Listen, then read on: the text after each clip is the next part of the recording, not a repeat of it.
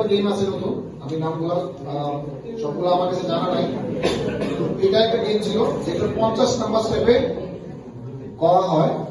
তোমরা জানো তো না? ব্লু ওয়েল শুনছো তো?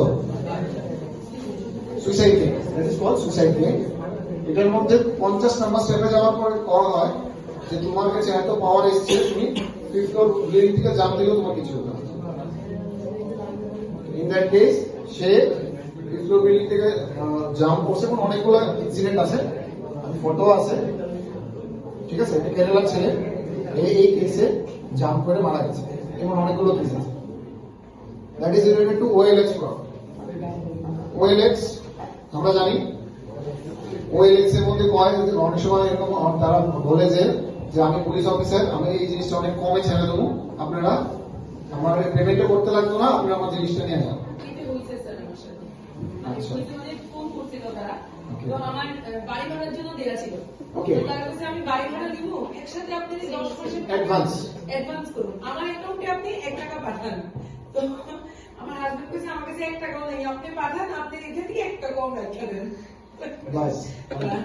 আচ্ছা, এক্ষেত্রে ওরা এটাই করে যে মাত্র 1 টাকা পাঠায় এই মাত্র অ্যাকাউন্টটা কম্প্রোমাইজ হয়ে যায়, ঠিক আছে?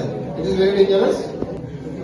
সিম সোয়াপ মানে এমন হইতে পারে যে আমার মোবাইলে যে টাওয়ারটা হঠাৎ করে গেছে, ঠিক আছে, বাট এই টাওয়ারটা মানে আমার সিমটা অন্য জায়গাতে অ্যাক্টিভ হয়ে গেছে, যাওয়ার পরে আমার যদি ব্যাংক অ্যাকাউন্ট ওই সিমের সঙ্গে লিঙ্ক থাকে, তাহলে তো ওই নতুন সিমের মধ্যে সব ওটিপি হয়ে যাবে। বুঝা গেছে? ক্লিয়ার? আচ্ছা, এই সিম সোয়াপ ফ্রডের একটা নিউ ট্রেন্ড হলো। আমরা প্রেজেন্টলি দেখা যায় যে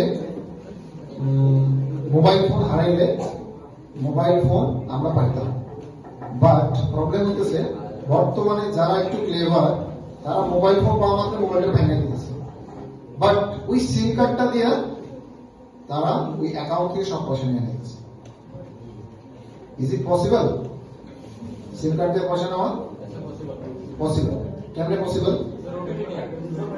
একদম ওটিপি দিয়ে। কারণ আমার তো মোবাইল হারাইছে, ঠিক না?